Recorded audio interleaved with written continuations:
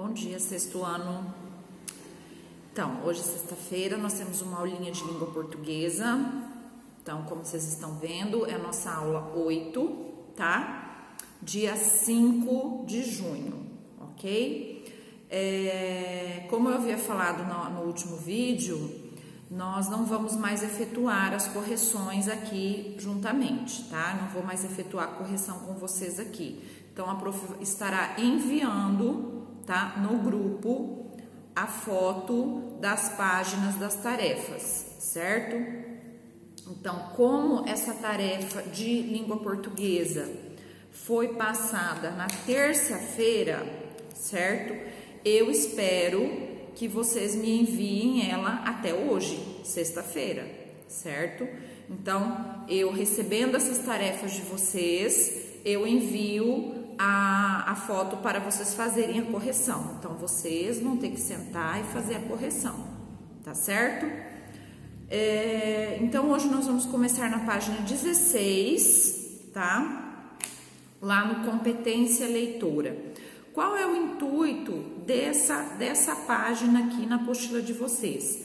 Para que vocês, com o passar do tempo, com o passar das aulas, vocês adquiram uma competência, justamente, né? Por isso o nome, competência leitora, em articular os textos, em interpretar os textos, em saber qual é o tema central daquele texto, quais são os temas secundários, tá? E como nessa unidade a gente estava trabalhando revistas em quadrinhos, né, os HQs, nós temos aqui um trecho, né, de uma HQ do Menino Maluquinho, certo? Então diz assim, ó, como reconhecer efeitos de sentido decorrentes da relação entre linguagem verbal e não verbal. Então, nessa unidade a gente viu que dentro das HQs nós temos muita linguagem não verbal, né? Porque nós temos muitas imagens, até mesmo quadrinhos em que não tem a fala, né? A linguagem verbal, que é a fala, né, de algum dos personagens. Muitas vezes só imagens, né, das ações dos personagens. Então, aqui nós temos a história do Menino Maluquinho para vocês resolverem a questão proposta. Então, diz assim, ó. Oba, finalmente um espaço livre para eu brincar. Quilômetros e quilômetros para eu fazer o que quiser. Tenho que caprichar, fazer uma maluquice muito louca.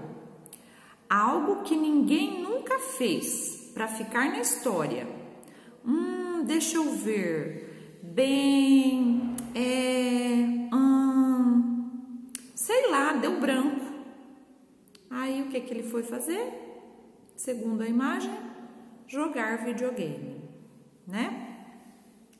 Então, a questão diz o seguinte, o Menino Maluquinho é bem conhecido, está sempre fazendo maluquices. Na tirinha anterior, ele está feliz porque tem muito espaço para brincar, só que repentinamente não se lembra de nada para fazer. Esta falta de ideia do maluquinho é representada mediante dois elementos, um verbal e outro não verbal, que são respectivamente. Então, quais são os elementos que estão representando a falta de ideia do menino maluquinho? O uso de algo e o olhar surpreso do menino no quinto parágrafo, no quinto quadrinho, perdão. O uso de algo e o olhar surpreso do menino no quinto quadrinho? Não, ele não usou nada ali, né? A expressão deu um branco e o espaço restrito no primeiro quadrinho?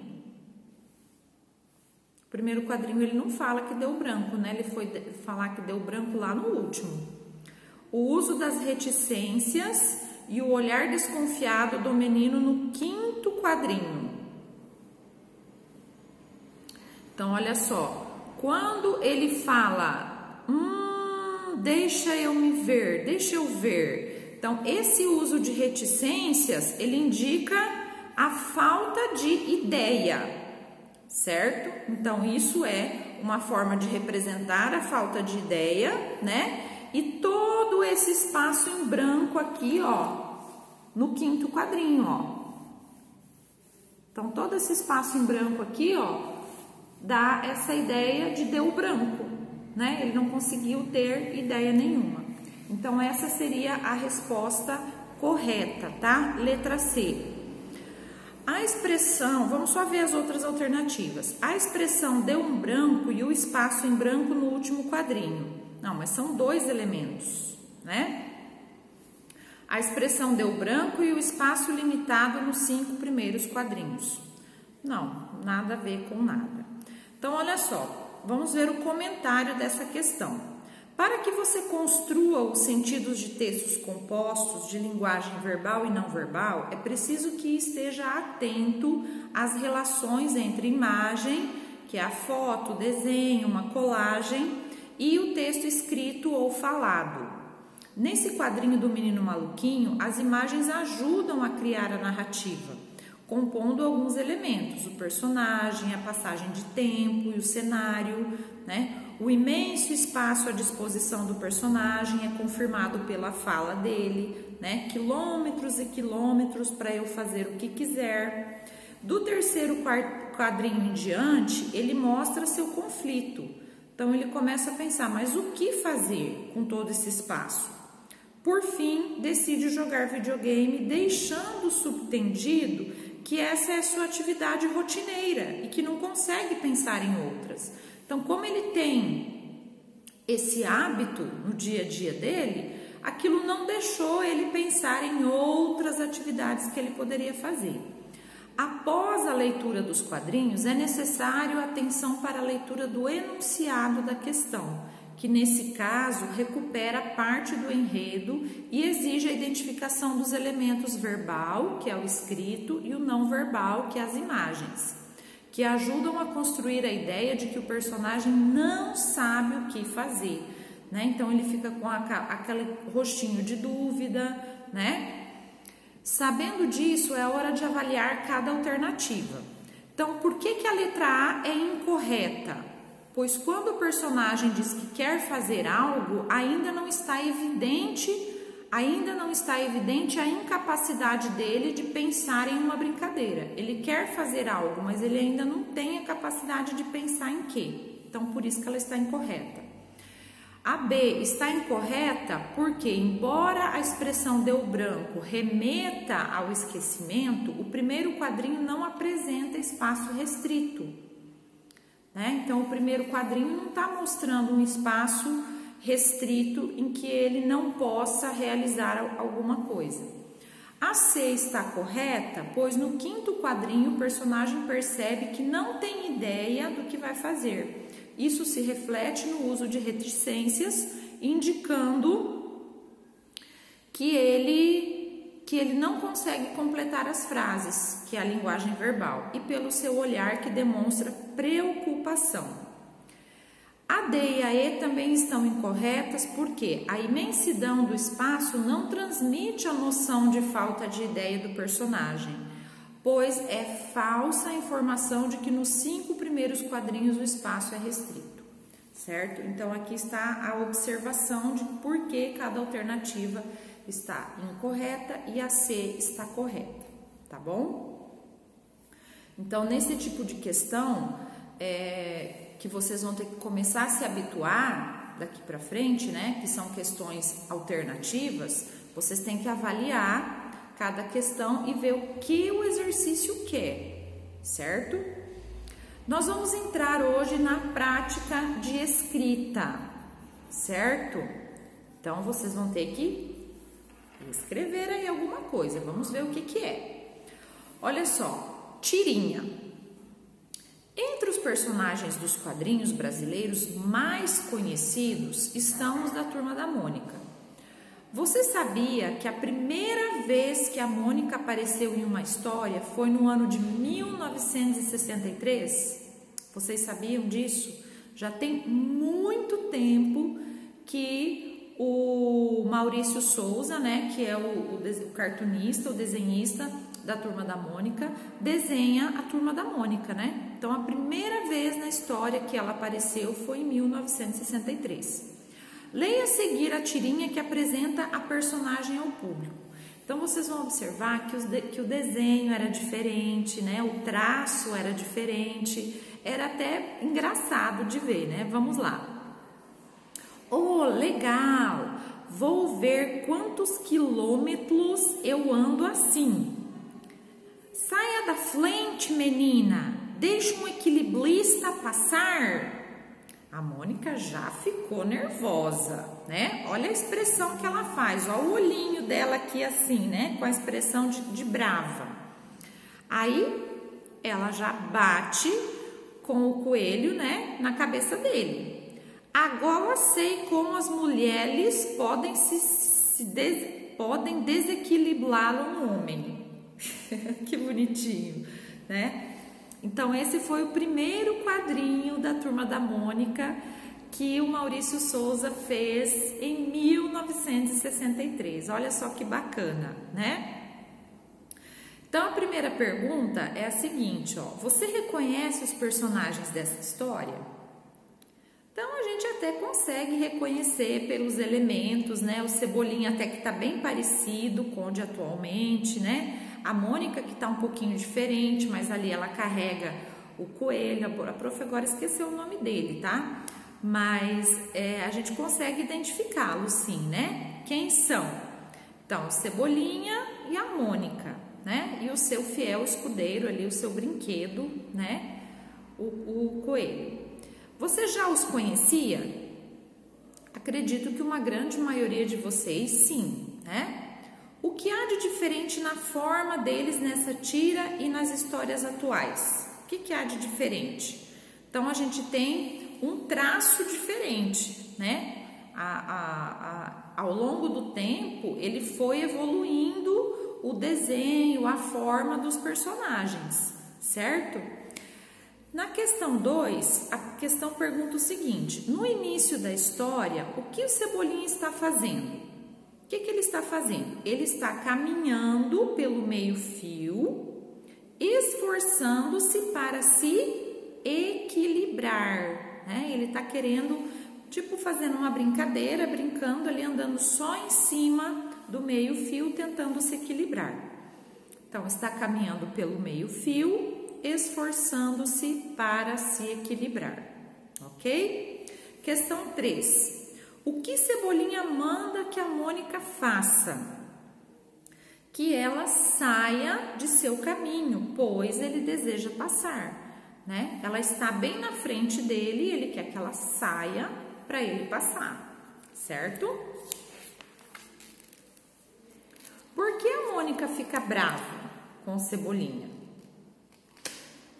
Porque ele, de certa forma, ele falou de forma mal educada com ela. Olha a feição dele, ó. No primeiro quadrinho, ele tá bem alegre, né? Faceiro, brincando. Quando ele pede para ela sair, olha aqui a feição dos olhinhos dele. Ele não pede assim, olha, por favor, você pode sair que eu quero passar, eu tô brincando, tô tentando me equilibrar. Não, né? Ele pede, saia da frente, menina, deixa um equilibrista passar. Então, ele fala com a expressão dele, né? Essa expressão não verbal, que é o desenho, a imagem, representa que ele fala de forma rude, né? Então, por que a Mônica fica brava? Porque Cebolinha se dirigiu a Mônica de forma mal educada e a deixou brava. Então, ela não aceitou a maneira como ele pediu para ela sair, né? Então, o que a deixou brava. Questão 5. Mônica reage à fala do Cebolinha batendo nele com seu brinquedo predileto, um coelhinho. O que isso revela sobre ela? Como você avalia essa reação dela? Então, aqui, já nesse desenho que ele fez lá atrás, ele já criou na cabeça dele as características psicológicas dessa personagem, né? Então, ele já revela, tá, que nesse caso, o comportamento dos personagens, né? Então, a ação da Mônica mostra que ela não tem paciência, tá? Essa já é a resposta. Então, a ação da Mônica mostra que ela não tem muita paciência, vírgula, é facilmente irritável e reage fisicamente quando provocada. Então, quando ela está nervosa, ela ataca usando o coelho dela, né? Então, isso já, nesse primeiro quadrinho, já é revelado essas características psicológicas, que o Cebolinha é grosseiro e que a Mônica, ela reage de forma agressiva fisicamente, né? Questão 6. Na fala do último quadrinho, Cebolinha reproduz uma frase que pode se pressupor deve ter ouvido em outra situação. As mulheres podem desequilibrar um homem. De maneira geral, qual é o sentido de desequilibrar nessa frase?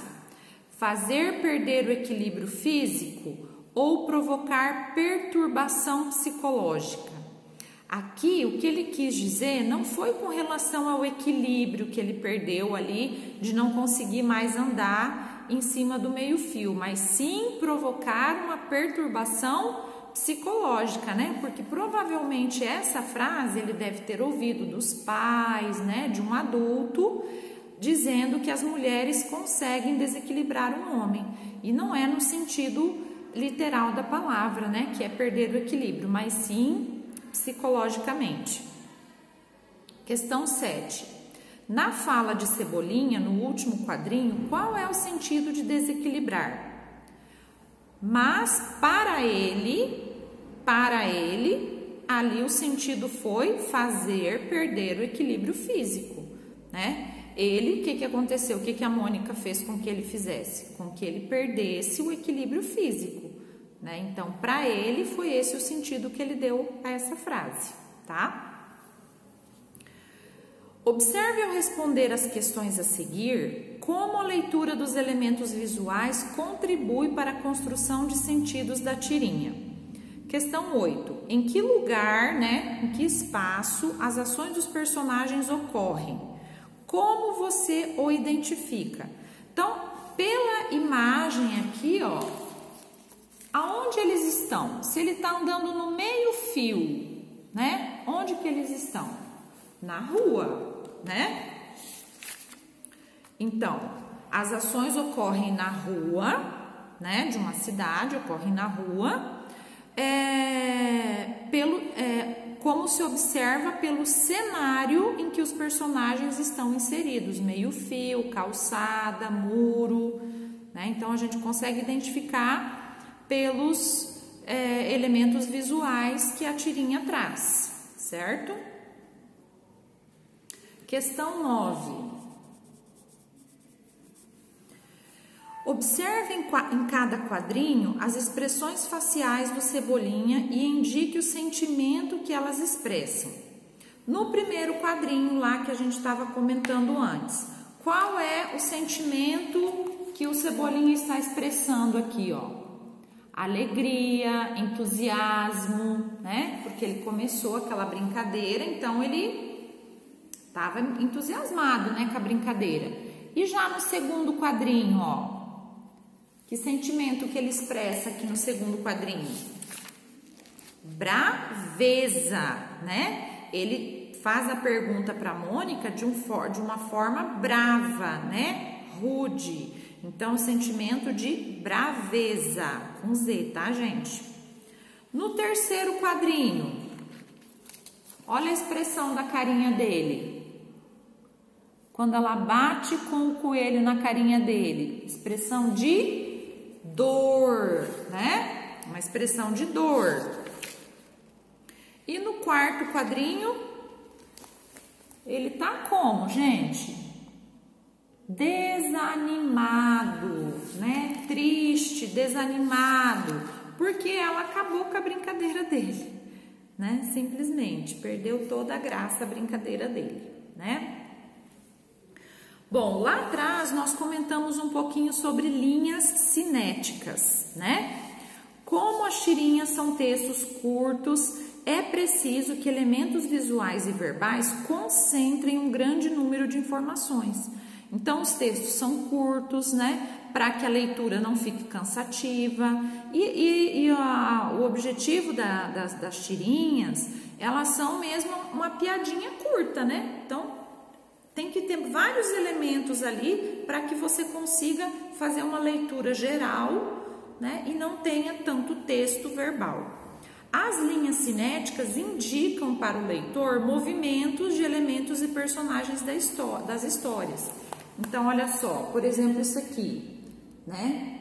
Isso aqui é uma linha cinética, né? Quando o personagem está pensativo, né? Muitas vezes tem algumas linhas cinéticas que saem, né, da cabecinha dele, quando ele grita, quando ele sai correndo lá do pezinho. Então, justamente para indicar movimento, tá, do personagem. Então, na questão desta, perguntando o seguinte: indique o que representam nos 2 primeiros quadrinhos as linhas cinéticas ao lado dos braços do Cebolinha. Então, lá no primeiro quadrinho, ó, o que simboliza essas linhas cinéticas aqui, ó? Que tá no bracinho dele assim, ó. Que ele está tentando se equilibrar, né? No primeiro e no segundo. No primeiro e no segundo, na verdade, né? Nos primeiros quadrinhos, né? Então, elas representam o movimento que ele está tentando se equilibrar no meio-fio, certo? Questão 11.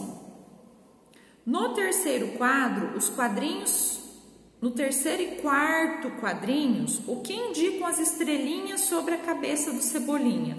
Normalmente as estrelinhas indicam dor, né? Quando bate na cabeça assim, a pessoa fica meio zonza, né? Então sai as estrelinhas para indicar o quê? Dor.